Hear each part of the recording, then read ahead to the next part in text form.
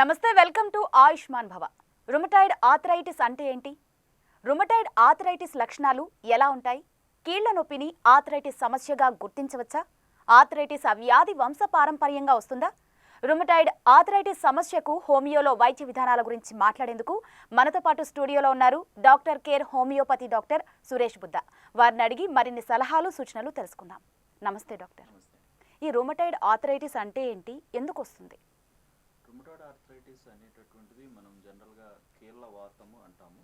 So కీళ్ళ వాతం అనేటటువంటి ఈ డిసీజ్ అనేది పర్టికులర్గా చిన్న జాయింట్స్, బాడీ లోపల ఉండే చిన్న జాయింట్స్కి ఎఫెక్ట్ అవుతూ అలాగా మేజర్గా అన్ని జాయింట్స్ కూడా అంటే పాలీ ఆర్థరైటిస్ డెవలప్ అవడం, అంటే ఎక్కువ జాయింట్స్ బాడీ లోపల ఉన్నటువంటి మ్యాక్సిమం జాయింట్స్ అన్నీ కూడా ఇన్వాల్వ్ అవ్వడం జరుగుతూ ఉంటుంది. సో దీంట్లో ఏంటంటే నొప్పితో పాటుగా వాపులు రావడం ఇలాంటివన్నీ కామన్గా కనిపిస్తాయి అండ్ స్టిఫ్నెస్ కూడా కనిపిస్తూ ఉంటుంది. దీనికి అంటే ఈ విధంగా కనిపించేటటువంటి డిసీజ్ని మనం కీళ్ళవాతంగా లేదంటే రుమటాయిడ్ ఆర్థరైటిస్గా చెప్తాం. దీనికి ముఖ్యంగా ఏంటంటే ఒకటి వంశపారంపర్యత అనేటటువంటిది, జెనెటిక్ కండిషన్స్ అనేవి ఏమైనా ఉంటే కనుక, అంటే హెరిడిటరీ కండిషన్స్ ఉంటే కనుక వచ్చే అవకాశాలు అనేవి ఉంటాయి. అలానే మన లైఫ్ స్టైల్ అనేది, ముఖ్యంగా లైఫ్ స్టైల్లో ఆ పర్టికులర్ పర్సన్ తీసుకునేటటువంటి స్ట్రెస్ అనేది, ముఖ్యంగా మానసిక ఒత్తిడి. సో మానసిక ఒత్తిడి అనేది అధికంగా తీసుకునేటటువంటి వాళ్ళు, లేదంటే సడన్గా వచ్చేటటువంటి కొన్ని ఒత్తిడులు అనేవి, సడన్గా వచ్చేటటువంటి కొన్ని ఒత్తిడుల వల్ల కానీ, ఎమోషనల్ సప్రెషన్స్ కానీ అధికంగా జరిగినటువంటి వాళ్ళలో కానీ ఈ యొక్క ఆర్థరైటిస్ యొక్క లక్షణాలు బయటపడే అవకాశాలు అనేవి చూస్తూ ఉంటామండి. సో ఈ విధంగా అంటే ఈ విధమైనటువంటి కారణాలే చాలామందిలో అధికంగా కనిపిస్తాయి. బట్ ఈ డిసీజ్ వరకు చూసుకుంటే కనుక ఇది ఆటో ఇమ్యూన్ డిసీజ్గా చెప్తాం. అంటే మన యొక్క వ్యాధి నిరోధక వ్యవస్థ ఏదైతే రోగ నిరోధక శక్తి ఉంటుందో ఆ వ్యవస్థ బాడీని కాపాడాల్సింది పోయి అన్ఫార్చునేట్లీ అదే బాడీ యొక్క టిష్యూస్ని దెబ్బతీస్తూ ఉంటుంది. ముఖ్యంగా ఈ రుమటాయిడ్ ఆర్థరైటిస్కి వచ్చేసరికి జాయింట్స్ లోపల ఉండేటటువంటి భాగాలన్నీ కూడాను దెబ్బతినడం జరుగుతాయి. సో అక్కడ కంప్లీట్గా డిస్ట్రక్షన్ గురవడం జరుగుతుంది. సో ఆ డిస్ట్రక్షన్ వల్ల అక్కడ ఉండే కార్టిలేజ్తో పాటు బోన్ ఎండింగ్స్ కూడా అన్నీ డిస్ట్రాయ్ అయిపోవడం అనేది జరుగుతూ ఉంటుంది. సో ఈ డిస్ట్రక్షన్ అనేది చాలా ఇంపార్టెంట్. అంటే ఇది స్టార్టింగ్లో చిన్న ఇన్ఫ్లమేషన్ ద్వారానే స్టార్ట్ అవుతుంది, అంటే చిన్న వాపులు ఇట్లాంటివి వస్తూనే స్టార్ట్ అవుతుంది. కానీ లోపల తొందరగా డిస్ట్రక్షన్ గురవడం అనేది జరుగుతూ ఉంటుంది. సో అలా జాయింట్ అనేది పూర్తిగా దెబ్బతినడం వల్ల అది బాగా స్టిఫ్నెస్కి అంటే దారితీయడం, అసలు జాయింట్స్ కదపలేనటువంటి పరిస్థితి. అంటే సివియర్ రుమటాయిడ్ ఆర్థరైటిస్ పేషెంట్స్ని మనం చూసామంటే కనుక ఈ వేళ్ళతో ఏది కూడా పట్టుకోలేనటువంటి పరిస్థితి, దేన్ని హోల్డ్ చేయలేరు, బరువులు మోయలేరు, ఇలాంటి కండిషన్స్ కూడాను డెవలప్ అవ్వడం జరుగుతుంది. తద్వారా మిగతా జాయింట్స్ కూడా ఇన్వాల్వ్ అవడం వల్ల టోటల్ బాడీ కూడా పూర్తిగా వీక్నెస్ గురవడం, కదలలేనటువంటి పరిస్థితికి వెళ్ళిపోవడం కూడా మనం చూస్తూ ఉంటాం. అలాగే డాక్టర్, ఈ రుమటాయిడ్ ఆర్థరైటిస్ సిమ్టమ్స్ అనేవి ఎలా ఉంటాయి, వాటిని ఏ విధంగా గుర్తించవచ్చు అంటారు? అంటే జనరల్గా ఆర్థరైటిస్ అంటేనే కీళ్ళ నొప్పులు అండి. సో పర్టికులర్ రుమటాయిడ్ ఆర్థరైటిస్కి వచ్చేసరికి చిన్న జాయింట్స్లో ముఖ్యంగా అంటే ఈ వేళ్ళ జాయింట్స్ కానీ లేదంటే రిస్ట్ భాగంలో మణికట్టు జాయింట్స్లో కానీ పెయిన్ అనేది స్టార్ట్ అవుతుంది. సో చిన్న వాపులతో వచ్చే పెయిన్ కానీ, స్టార్టింగ్లో కొంచెం పెయిన్ కానీ స్టార్ట్ అవుతుంది. ఈ పెయిన్ అనేది పని చేస్తూ ఉంటే పెరుగుతూ ఉంటుంది. అలాగే ఎర్లీ మార్నింగ్ స్టిఫ్నెస్ అనేది, అంటే జాయింట్స్ అన్నీ కూడా పట్టుకుపోయినట్టు అనిపించడం జరుగుతుంది.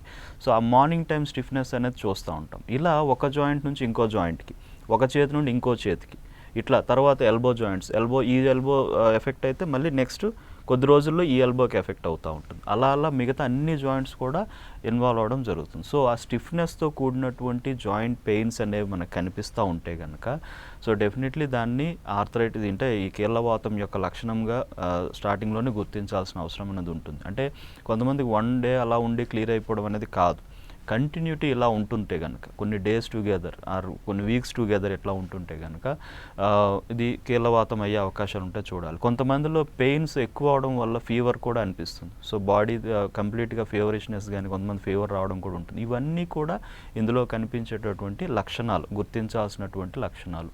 సో ఈ విధంగా గుర్తించగలిగితే కనుక, తొందరగా ఈ లక్షణాలను ఆధారంగా గుర్తించగలిగితే ఇమీడియట్గా డాక్టర్ని కలిసి దానికి సంబంధించినటువంటి ఏదైనా ల్యాబొరేటరీ ఇన్వెస్టిగేషన్స్ లాంటివి చేసి దాన్ని పూర్తిగా డయాగ్నోస్ చేసి మెడికేషన్ తీసుకుంటే కనుక తొందరగా నయం అవుతుంది. అలాగే మనం ఆర్థరైటిస్ విషయానికి వస్తే ఆర్థరైటిస్లో ఎన్ని రకాలు ఉన్నాయి, అందులో కూడా అతి ప్రమాదకరమైన ఆర్థరైటిస్ ఏది అంటే ఏం చెప్తారు? ఆర్థరైటిస్లో చాలా రకాలు ఉన్నాయండి. అంటే ముఖ్యంగా అరుగుదల వల్ల లేదంటే వయసు పైబడినటువంటి వాళ్ళల్లో అరుగుదల వల్ల వచ్చేటటువంటి ఆర్థరైటిస్ అయితే కనుక ఆస్టియో ఆర్థరైటిస్ అంటాం. సో ఇది మేజర్ జాయింట్స్ అంటే పెద్దగా అంటే ఎక్కువ బరువు పడేటటువంటి జాయింట్స్లో అంటే మోకాలు జాయింట్స్ లేదంటే హిప్ భాగం ఇట్లాంటిది డెవలప్ అవుతూ ఉంటుంది. అలాగే ఈ రొమటాయిడ్ ఆర్థరైటిస్ ఒకటి. రెండవది గౌటీ ఆర్థరైటిస్ అని అంటాం. సో రక్తంలో యూరిక్ యాసిడ్ నిల్వలు అధికంగా అయిపోవడం వల్ల ఈ జాయింట్స్ అనేవి ఎఫెక్ట్ అవుతూ ఉంటాయి. సో వాటి వల్ల వచ్చేటటువంటి ఆర్థరైటిస్ ఇది కూడా చాలా సివియర్ పెయిన్ అనేది మనకి జాయింట్స్లో తెలుస్తూ ఉంటుంది. ముఖ్యంగా బొటనవేలు భాగం కాలి బొటనవేలు భాగం నుంచి చాలామందికి స్టార్ట్ అవుతూ ఉంటుంది. అక్కడ నుంచి పెయిన్ వాప్ అనేది డెవలప్ అవుతూ ఉంటుంది. అలాగే సోరియాటిక్ ఆర్థరైటిస్ అనేది ఉంది. అంటే సోరియాసిస్ అనేటటువంటి మొండి స్కిన్ ప్రాబ్లం. ఆ స్కిన్ ప్రాబ్లం అనేది ఎక్కువ కాలం నుంచి ఉన్నా లేదంటే దాన్ని అధికంగా సప్రెస్ చేసుకుంటూ వెళ్తున్నా వేరే అదర్ మెడికేషన్స్ వాడుతా దాన్ని సప్రెస్ చేసినా కూడా అది ఆర్థరైటిస్లోకి లీడ్ చేసే అవకాశాలు ఉంటాయి. సో ఈ విధంగా కూడా సోరియాటిక్ ఆర్థరైటిస్ అనేది ఒకటి డెవలప్ అవుతుంది. అలాగే ల్యూపస్ అనేది ఒకటి ఉంది. సో నార్మల్గా ఏంటంటే ఇది కంప్లీట్గా సిస్టమిక్ ప్రాబ్లం. ఇది కూడా ఒక ఆటో ఇమ్యూన్ డిసీజ్ కానీ చెప్తాం. సో ఇది కూడా అంటే మిగతా అన్ని జాయింట్స్ ఇది స్కిన్తో స్టార్ట్ అవుతున్నాయి. మిగతా అన్ని జాయింట్స్లో కూడాను ఈ పెయిన్స్ అనేవి రావడం పాలీ ఆర్థరైటిస్ డెవలప్ అవడం అనేది చూస్తూ ఉంటాం. సో ఈ విధంగా అధికంగా కనిపించేటటువంటి ఆర్థరైటిస్లు ఇన్ని రకాలు ఉంటాయండి. బట్ ఇందులో మోస్ట్ డేంజరస్ అంటే చాలా ఎర్లీగా వచ్చి చాలా ఎక్కువగా తొందరగా డిస్ట్రక్షన్ గురి చేసేది మాత్రం రొమటాయిడ్ ఆర్థరైటిస్ అండి. అలాగే దాంతోపాటుగా ఈ ల్యూపస్ అనేది కూడా ఈ రెండు కూడాను చాలా అంటే ఒక టీనేజ్ దాటినప్పటి నుంచి కూడా వచ్చే అవకాశాలు ఉంటాయి. సో అలా వచ్చి కంటిన్యూటీగా మెడిసిన్ కొంతమంది ఏంటంటే ఏదైనా అదర్ మెడికేషన్స్ ఏమైనా వాడుతున్నా కూడా ఈ పెయిన్స్ అనేది కంటిన్యూ అవ్వడం జరుగుతుంటుంది. అలాగే ఇంటర్నల్ డ్యామేజ్ అనేది మనకి బయటకు తెలియకపోవచ్చు కానీ ఇంటర్నల్ డ్యామేజ్ మాత్రం అధికంగా వెళ్ళిపోతుంది. అలాగే మిగతా సిస్టమ్స్ మీద కూడాను దీని యొక్క ప్రభావం అనేది వెళ్ళిపోయి వాటిని కూడా డ్యామేజ్ చేయగలిగే అంత డేంజరస్ కండిషన్స్కి వెళ్ళే అవకాశాలని చూస్తూ ఉంటాం. అండ్ సోరియాటిక్ ఆర్థరైటిస్ కూడా కొంత ఇరిటేటింగ్ అండ్ బాగా డిస్ట్రాక్షన్ గురి చేసే అవకాశాలు ఉంటాయి. బట్ ఈ రెండు మాత్రం రొమటాయిడ్ ఆర్థరైటిస్ అండ్ ల్యూపస్ అనేటటువంటిది సో ఈ రెండు మాత్రం చాలా ఎక్కువగా ఇబ్బంది పెట్టగలిగేటటువంటి వ్యాధులు. అలాగే ముఖ్యంగా ఈ రుమటైడ్ ఆర్థరైటిస్లో పెయిన్తో పాటు మార్నింగ్ స్టిఫ్నెస్ అనేది ఎక్కువగా ఉంటుంది అని చెప్పారు. సో దానికి ఇమీడియట్ రిలీఫ్తో పాటు దానికి ఏ విధంగా ట్రీట్మెంట్ ఉంటుందంటారు? మార్నింగ్ స్టిఫ్నెస్ అనేది జనరల్గా వచ్చే జాయింట్ పెయిన్స్తో పాటుగా స్టిఫ్ అవ్వడం అంటే జనరల్గా మామూలుగా వచ్చే పెయిన్స్ అనేది ఏంటంటే కాసేపు మామూలు అవుతుంది. బట్ ఇది పర్టికులర్గా మార్నింగ్ టైం అలానే చల్లదనం ఎక్కువ ఉన్నటువంటి సందర్భాల్లో కానీ ఎక్కువ కొంచెం పని ఒత్తిడి ఏమాత్రం పెరిగినా కూడాను విపరీతంగా పెయిన్ రావడం మళ్ళీ తర్వాత పని చేయలేనటువంటి పరిస్థితికి రావడం అలా కనీసం చేతులు కదపలేనటువంటి పరిస్థితికి రావడం కూడా మార్నింగ్ టైం చూస్తూ ఉంటాం. ఇది చాలా ఇంపార్టెంట్ లక్షణం. సో ఈ లక్షణాన్ని బేస్ చేసుకుని ఇమీడియట్గా దాన్ని గుర్తించాల్సిన అవసరం కూడా ఉండదు. ఎందుకంటే చాలా వరకు సిమ్టమాటికల్గా కూడా దీన్ని డయాగ్నోస్ చేస్తాం. సో ఈ సిమ్టమ్స్ బేస్ చేసుకొని చేస్తాం. దీనికి ముఖ్యంగా ట్రీట్మెంట్ విధానం అనేటటువంటిది ఒకటి ఈ డిసీజ్ యొక్క రూట్ కాజ్ ఏంటి. సో స్టిఫ్నెస్ అనేది పెయిన్ అనేది ఇవన్నీ లక్షణాలు రిలేటెడ్గా కూడా కొంత మెడిసిన్ అనేది ఉంటుంది. అలానే రూట్ కాజ్ రిలేటెడ్ కూడా కొంత మెడిసిన్ ఉంటుంది. హోమియోపతి వైద్యం అనేటటువంటిది ఈ రూట్ కాజ్ బేసిస్లో మెడిసిన్ ఇవ్వడం చేస్తాం కాబట్టి ఇది పూర్తిగా నయమవుతుంది. అండ్ సిమ్టమ్స్ అన్నీ కూడా మీకు మెడిసిన్స్ వాడిన తర్వాత గ్రాడ్యువల్గా నార్మల్ అయిపోవడం కూడా మనం చూస్తూ ఉంటాం.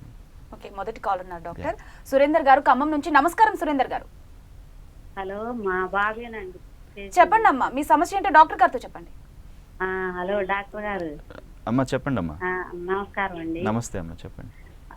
మరి నాకు ఒక 5 సంవత్సరాల నుంచి జాయింట్ నొప్పులు ఉన్నాయండి. ఓకే. అయితే మా ఫస్ట్ 2-3 సార్లు ఏమో చూపించుకుంటే కీళ్ళవాతం అని టెస్టులు వచ్చినాయి. ఓకే అమ్మా. తర్వాత ఇప్పుడు మళ్ళీ మొన్న విజయవాడలో అన్విత హాస్పిటల్కి వెళ్ళామండి. వెళ్తే అక్కడేమో నీకు 3 టెస్టులు చేసి నీకు కీళ్ళవాతం అనేదే లేదు అని చెప్పారండి. కాకపోతే జాయింట్ కాడ చుక్కలాగా ఎరుపు చుక్కలాగా ఉంటదండి. Okay okay. ఉండి నొప్పులు ఒక ఎడం పక్క నడుము కాడ పొట్టుకి నీళ్లు ఈ జాయింట్లు మొత్తం నొప్పులండి. ఓకే. కీళ్ళవాతం అనేది లేదు అంటున్నా మరి. ఓకే అమ్మా. ఓకే. ఇంకా అదే సరే. ఇక్కడ మెయిన్ ఇష్యూ ఏంటంటే ఒకసారి మీరు ఆల్రెడీ చెక్ చేసేటప్పుడు కీళ్ళవాతం ఉందని కొంతమంది చెప్పడం జరిగింది. అంటే అక్కడ మీరు మోస్ట్లీ ఆర్ఏ ఫ్యాక్టర్ పాజిటివ్లో ఉండుండొచ్చు అమ్మ. అప్పుడు లేదంటే దానితో పాటుగా మిగతా కొన్ని టెస్ట్లు కూడా చేస్తారు, లైక్ సిఆర్పి అని చేస్తారు, లేదంటే ఏఎస్ఓ టైటర్ అని చేస్తారు, లేదంటే ఏఎన్ఏ అని చేస్తారు. వీటిలో ఏమైనా పాజిటివ్ ఉందా లేదనేది కూడా చూస్తారు. సో వాటి రిలేటెడ్గానే ఈ నొప్పులు అనేవి సిమ్టమ్స్ కూడా అలా ఉండేసరికి కీళ్ళవాతం అనేది మీకు చెప్పడం జరిగింది. మేబీ దానికి కొంత మెడికేషన్ కూడా మీరు వాడి ఉండొచ్చు. బట్ ఒక్కోసారి కొద్ది మందిలో ఈ ఆర్ఏ ఫ్యాక్టర్ కూడాను నెగిటివ్ ఉంటుంది, బట్ సిమ్టమ్స్ మాత్రం అవే ఉంటాయి. అంటే లక్షణాలు, నొప్పులు కానీ ఎవ్రీథింగ్ అన్నీ అవే ఉంటాయి. సో అలా ఉండేటప్పుడు కూడా అది సీరో నెగిటివ్ ఆర్థరైటిస్గా కూడా మనం గమనించాలి. కీళ్ళవాతం కంప్లీట్గా లేదని కాదు, బట్ దాని యొక్క లక్షణాలు మాత్రం పూర్తిగా రన్ అవుతున్నాయి మీలో. సో దానికి రిలేటెడ్గా కూడా మెడిసిన్స్ వాడి దాన్ని కంట్రోల్ చేసుకోవడం మంచిదమ్మా. సో హోమియోపతి వైద్యం ఏంటంటే బాడీ యొక్క వ్యాధి నిరోధక వ్యవస్థలో వచ్చే మార్పు వల్ల మాత్రమే ఈ ప్రాబ్లం వస్తుందమ్మా. సో మీరు చెప్పారు ఇక జాయింట్స్ దగ్గర ఎర్రగా చిన్న బొడిపిల్ల లాంటివి తెలుస్తూ ఉన్నాయి అనేటటువంటి. సో ఇవి నాడ్యూల్స్ ఫామ్ అయ్యే అవకాశాలు కూడా ఉంటాయి. ఈ జాయింట్స్ దగ్గర రొమటాయిడ్ నాడ్యూల్స్ ఫామ్ అయ్యే అవకాశాలు ఉంటాయి. ఇలాంటివి ఉన్నా కూడాను అది ఆర్థరైటిస్ కానీ అంటే కీళ్ళవాతం యొక్క లక్షణంగానే చూడాలి. సో దీనికి హోమియోలో మంచి పరిష్కారం ఉంది, మీరు హోమియోపతి వైద్యం వాడండి అమ్మా. నెక్స్ట్ కాలర్ నా డాక్టర్ వరంగల్ నుంచి రాజేశ్వరి గారు. రాజేశ్వరి గారు మీ సమస్య ఏంటో డాక్టర్ గారితో చెప్పండి. కాళ్ళు బాగా దురద పెడతానండి. ఓకే అమ్మా, ఇంకా అయితే మొన్న మేము 20 సంవత్సరాల నుండి సిటీలో ఉన్నాం. మొన్న ఇంటికి పోయినాం. అయితే కొద్దిసేపు నారు దొయ్యలో దిగినట్టు నారు వీక్తుంటే కూలోళ్ళు వాళ్ళు ఇంకా ఇట్లా వరి చదువుకుంటా దిగిన. ఇక తర్వాత పైకి ఎక్కినాక మస్తు దురద, మంటలు, నలిస్తే బాగా వాపులు వచ్చినాయి. ఇక అసలు నడవరాలే తెల్లారి, బాగా నొప్పులు వచ్చినాయి. Okay okay okay. మళ్ళీ నాకు ఫస్ట్ పెట్టుకున్నప్పుడల్లా పెట్టుకున్నాక సాయంత్రం స్టార్ట్ అవుతాయండి దురదలు. ఇక 2 రోజులు అనుకుంటాయి మొత్తం రక్తాలు ఎక్కినట్టు దురద పెడతాయి. అయితే కరోనా కదా అని ఇన్ని రోజులు హాస్పిటల్ పోలే, మరి ఎట్లా ఎవరి దగ్గర పోవాలని. ఎంతకాలం నుంచి ఇలా ఉందమ్మా? ఇట్లా 2 సంవత్సరాల నుండి అవుతుంది. 2 సంవత్సరాలు అవుతుంది. కాళ్ళకేనా లేకపోతే ఇంకా చేతులకు కూడా ఏమైనా ప్రాబ్లం ఉందా? చేతులకి ఏం లేదు, ఒకసారి అవైనా కానీ ఈ పట్టీలు పెట్టుకున్నంత వరకే. అదే అదే అదే అదే ఓకే అమ్మా. ఇది యాక్చువల్గా ఏంటంటే ఎలర్జిక్ కాంటాక్ట్ డెర్మటైటిస్ అని అంటాము. అంటే మనకి కొద్ది కాలంగా మనం ఏదైనా ఒక దీనికి మనం ఎక్స్పోజ్ కాకుండా సడన్గా మనం వెళ్ళి దానికి ఎక్స్పోజ్ అయ్యంటే దానికి కాంటాక్ట్ అవుతాం. లైక్ అది అక్కడ ఉండేటటువంటి మట్టి కండిషన్ అవ్వచ్చు, వాటర్ కండిషన్ అవ్వచ్చు, లేదంటే ఆ పంట యొక్క దీనికి సంబంధించి కూడా అవ్వచ్చు. సో వీటి వల్ల ఏమవుతుందంటే కొన్నిసార్లు మన స్కిన్ అనేది ఎక్కువ సెన్సిటివ్గా ఉండడం వల్ల దీనికి ఎలర్జిక్ రియాక్షన్ అనేది చూపిస్తుంది. అలర్జిక్ రియాక్షన్ చూపించడం వల్ల స్కిన్ అంతా కూడాను ఫస్ట్ ఇన్ఫ్లేమ్ అయ్యి ఇరిటేట్ అవుతుంది. ఇరిటేట్ అవడం వల్ల బాగా మనకి ఇచ్చింగ్ అనేది వస్తుంది. దానిపైన కొంతమందికి ఏంటంటే ర్యాష్ మాదిరిగా వస్తుంది, లేదంటే కొంతమంది నల్లగా అయిపోవడం ఉంటుంది, కొంతమంది చిన్న చిన్న పొక్కులు లాంటివి డెవలప్ అవడం ఉంటుంది. సో ఇవన్నీ కూడాను ఫైనల్గా ఏంటంటే దురదకి లీడ్ చేస్తుంది. సో విపరీతమైన దురద పెడుతుంది. అది ఇంకా భరించలేనటువంటి దురద కూడా పెట్టే అవకాశాలు ఉంటాయి. ఎక్కువ దురద పెరుగుతున్న కొద్దీ కూడా బాగా ఎక్కువగా మీరు స్క్రాచ్ చేస్తే కనుక బ్లీడ్ అయిపోవడం కూడా జరుగుతూ ఉంటుంది, రక్తం వచ్చేయడం కూడా జరుగుతూ ఉంటుంది. ఇవన్నీ కూడాను ఆ డెర్మటైటిస్ యొక్క లక్షణాలు. ఇది అలర్జిక్ కండిషన్ ఇది. సో ఎలర్జీ అనేది ఎప్పుడు వస్తుంది అంటే బాడీ యొక్క రెసిస్టెన్స్ తగ్గితే వస్తుంది. అంటే మన రోగ నిరోధక శక్తి అనేది తగ్గడం వల్ల ఎలర్జీస్ అనేవి బయటికి తెలుస్తాయి. సో ఆ రోగ నిరోధక శక్తి పెంచుకొని ఎలర్జీకి మందులు వాడాలమ్మా. దీనికి హోమియోలో చాలా చక్కని మందులు అనేవి ఉన్నాయి. మీ యొక్క రోగ నిరోధక వ్యవస్థని ఇంప్రూవ్ చేస్తూనే దీన్ని పూర్తిగా కంట్రోల్ చేయడం చేస్తాం. 2 సంవత్సరాల నుంచి ఉందంటే చాలా ఎక్కువ కాలం నుంచి బాడీలో అది పెరుగుతూ ఉన్నట్టుగా కండిషన్ తెలుస్తూ ఉంది. కాబట్టి సో దీనికి హోమియోపతి వైద్యం తీసుకుంటే కనుక దీర్ఘకాలిక సమస్య అయినా కూడా పూర్తిగా నయమైపోతుందమ్మా. నెక్స్ట్ కాలరు శిరీష గారు నకరేకల్ నుంచి. నమస్తే అండి శిరీష గారు, మీ సమస్య ఏంటో డాక్టర్ గారితో చెప్పండి. నమస్తే డాక్టర్ గారండి. నమస్కారం అమ్మా, చెప్పండి. సార్ మరి నేను కరోనా వ్యాక్సిన్ వేయించుకొని 20 రోజులు అవుతుంది సార్. ఓకే అమ్మా. బాగా 1 వారం తర్వాత వ్యాక్సిన్ వేయించుకున్నాక బాగా కాళ్ళు బాగా పెయిన్ వస్తున్నాయి సార్, మోకాళ్ళ దగ్గర నుంచి. అసలు కూర్చుంటే ఒక 5 నిమిషాలు కూర్చొని అసలు లేవలేకపోతున్నాను సార్. అంతకు ముందు నాకు అసలు ఈ ప్రాబ్లం లేదు సార్. ఓకే. మీకు మళ్ళీ అంటే అంతకుముందు ఫీవర్ గానీ ఏమైనా రావడం జరిగిందా? అంటే వ్యాక్సిన్ వేయించుకున్నాక 2 రోజులు వచ్చింది సార్ ఫీవర్. ఓకే. పారాసిటమాల్ వాళ్ళు ఇచ్చి వేసుకున్నాము, మామూలు ఫీవర్ తగ్గిపోయింది. తగ్గిపోయినాక ఇంకా ఒక 4 రోజుల తర్వాత ఇంకా పెయిన్స్ ప్రారంభమైంది సార్. అదే అదే అదే ఓకే. బాగా అసలు కూర్చుంటే ఇంకా లేవలేకపోతున్నాను సార్. అట్లా ఉంటుంది. మీ వయసు ఎంత ఉంటుందమ్మా? 42 సంవత్సరాలు సార్. సరే సరే ఓకే అమ్మా. ఒకటి ఏంటి మోకాలు నొప్పులు అనేవి రావడం అనేది జనరల్గా అయితే కనుక అరుగుదల వల్ల వచ్చేటటువంటి మోకాలు నొప్పులుగా చెప్తాం. కానీ కొన్నిసార్లు ఏంటంటే ఇన్ఫ్లమేటరీ చేంజెస్ అనేవి రావడం వల్ల కూడా, అంటే వాపులు లాంటివి జాయింట్స్లో రావడం వల్ల కూడా నొప్పులు తెలుస్తూ ఉంటాయి అమ్మ. దానికి చాలా కారణాలు కూడా ఉంటాయి. కొద్దిమందిలో ఏంటంటే జనరల్గా వ్యాక్సిన్ తర్వాత 1-2 డేస్ కాస్త ఇబ్బంది రావడం, మళ్ళీ మామూలు అవడం జరుగుతుంది. బట్ ఆఫ్టర్ దట్ మీకు తర్వాత కూడా పెయిన్స్ వస్తున్నాయంటే కానీ ఇన్ఫ్లమేటరీ చేంజెస్ జాయింట్ లోపల ఉండొచ్చు. సో దానికి రిలేటెడ్గా మెడిసిన్స్ వాడితే కనుక డెఫినెట్గా ఇది నార్మల్ అయిపోతుంది. అలాగని బయట అంటే నార్మల్గా పెయిన్ కిల్లర్స్ అవి ఎక్కువ వాడకుండా హోమియోపతి వైద్యం తీసుకుంటే కనుక ఈ చేంజ్ అనేది మీకు పూర్తిగా నార్మల్ అవుతుంది. నొప్పుల నుంచి పూర్తి ఉపశమనం అనేది తొందరగానే వస్తుందమ్మా. హోమియోపతి వైద్యాన్ని తీసుకోండి. అలాగే డాక్టర్, రుమటైడ్ ఆర్థరైటిస్ సంబంధించి ఈ ఏజ్ గ్రూప్ వాళ్ళకి ఎక్కువగా వస్తుంది అనేది ఏమైనా ఉంటుందా?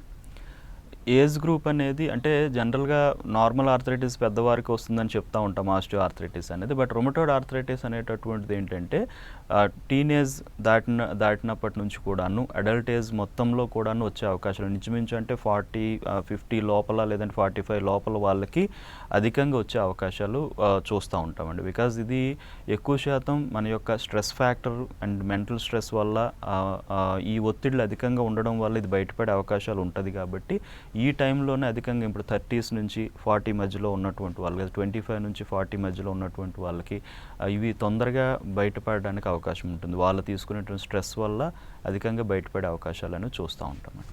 కాల్ ఉన్నారు డాక్టర్. విశాఖపట్నం నుంచి సంధ్యారాణి గారు. సంధ్యారాణి గారు, డాక్టర్ ఉన్నారు, మీ సమస్య ఏంటో చెప్పండి. నమస్తే సార్. నమస్తే అండి, విశాఖపట్నం నుంచి. నాకు చెప్పండి. లాస్ట్ ఎస్ఎల్ఈ అనే ప్రాబ్లమ్ వచ్చింది సార్. నాకు థైరాయిడ్ ఉన్నది సార్ నాకు.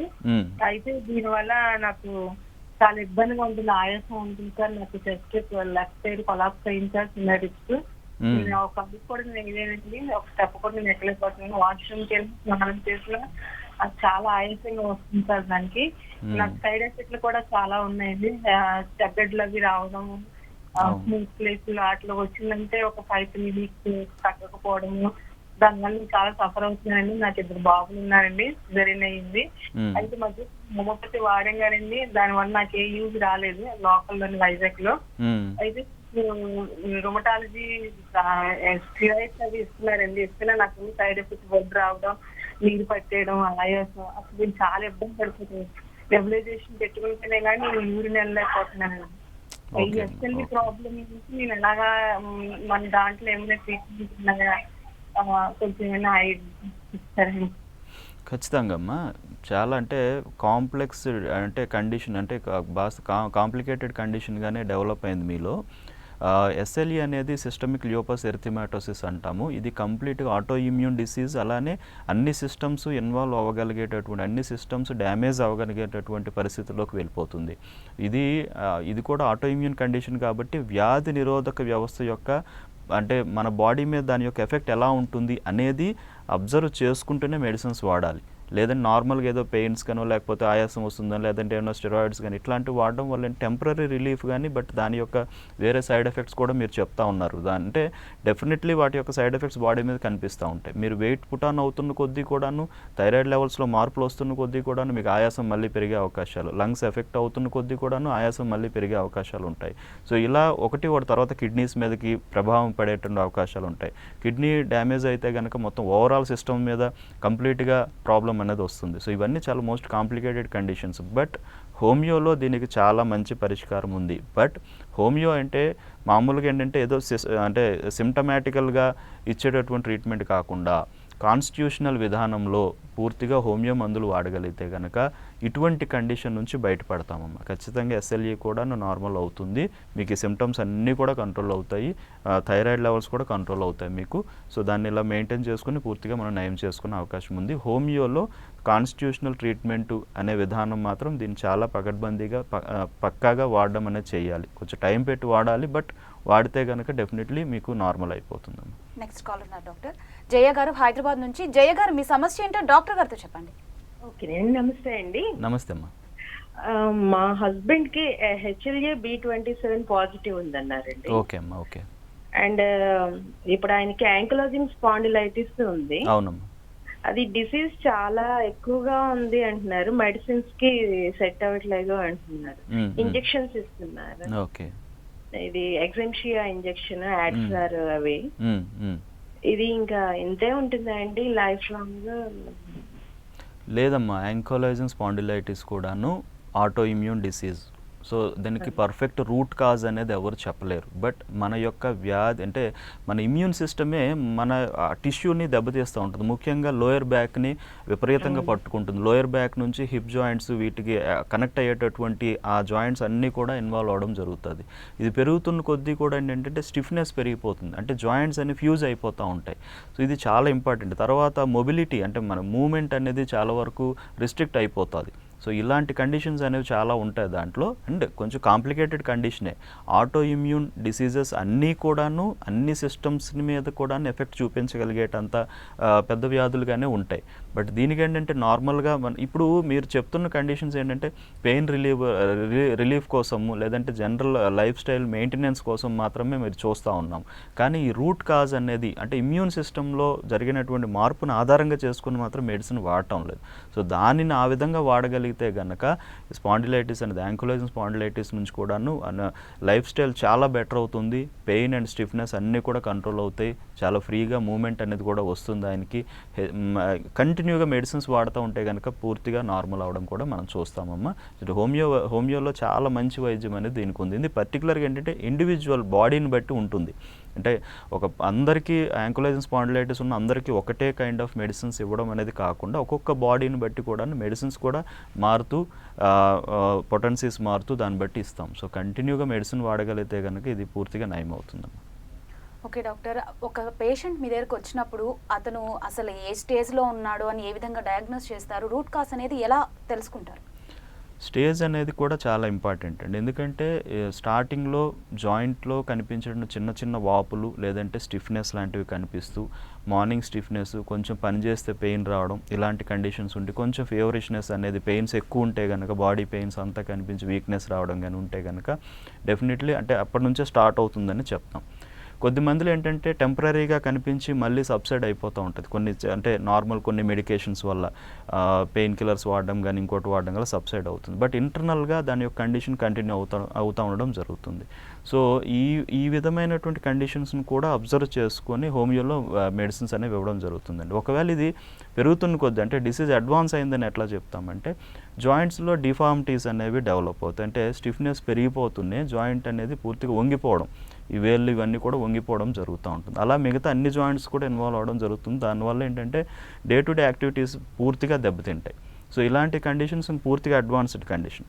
కొద్ది మందిలో ఏమవుతుందంటే ఈ యొక్క ఇమ్యూన్ సిస్టమ్ ఇంకా ఏమైనా డిస్టర్బ్ అయితే కనుక లైక్ వేరే అదర్ మెడికేషన్స్ వల్ల కావచ్చు, వాళ్ళ లైఫ్ స్టైల్ వల్ల కావచ్చు, వాళ్ళు తీసుకునే స్ట్రెస్ వల్ల కావచ్చు, ఇంకా దెబ్బతింటే కనుక అంటే ఇంకా ఇందాక చెప్పినట్టు ఏంటంటే ఈ ఎస్ఎల్ఈ కానీ ఇట్లాంటివి కూడా డెవలప్ అయ్యే అవకాశాలు ఉంటాయి. లేదంటే ఇంకో వేరే రకమైనటువంటి డిసీజ్ కూడా దీంట్లో ఇన్వాల్వ్ అవ్వడం జరుగుతుంది. దీనివల్ల ఏమవుతుందంటే కాంప్లెక్స్ డిసీజ్ అంటే 2-3 రకాల డిసీజెస్ కలిసి బాడీని దెబ్బతీసే అవకాశాలు ఉంటాయి. ఇది ఇంకా కాంప్లికేట్ చేసే అవకాశం ఉంటుందండి. సో ఇవన్నీ కూడాను అడ్వాన్స్డ్ స్టేజెస్లో కనిపించేటువంటి కండిషన్స్ అండి. సో వీటన్నిటిని ఆధారంగా చూసుకొని హోమియోలో మెడిసిన్ అనేది చేస్తాం. సో మెడిసిన్ అనేది ఏంటంటే బాడీ యొక్క నేచర్ని బట్టి అంటే పర్టికులర్గా ఆ బాడీ యొక్క రూట్ అంటే ఆ డిసీజ్ రూట్ కాజ్ ఏంటి అంటే ఎప్పటి నుంచి స్టార్ట్ అయింది, స్టార్ట్ అయ్యే ముందు వాళ్ళు తీసుకున్నటువంటి మెంటల్ టెన్షన్ ఏంటి, వాళ్ళ లైఫ్ స్టైల్ డిస్టర్బెన్స్ ఏంటి, లేదంటే వాళ్ళు ఏమైనా మెడిసిన్స్ వాడడం జరిగిందా, లేదంటే కొంతమంది ఏమైనా అన్నెసరీ హార్మోనల్ ట్యాబ్లెట్స్ ఏమైనా వాడడం జరిగిందా,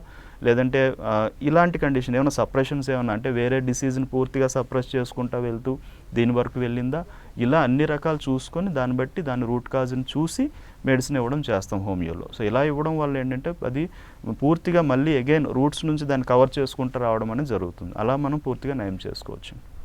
ఓకే డాక్టర్, రుమటైడ్ ఆర్థరైటిస్ సంబంధించి చాలా చక్కగా వివరించడంతో పాటు పరిష్కార మార్గాలు చూపించారు. Thank you so much. Thank you.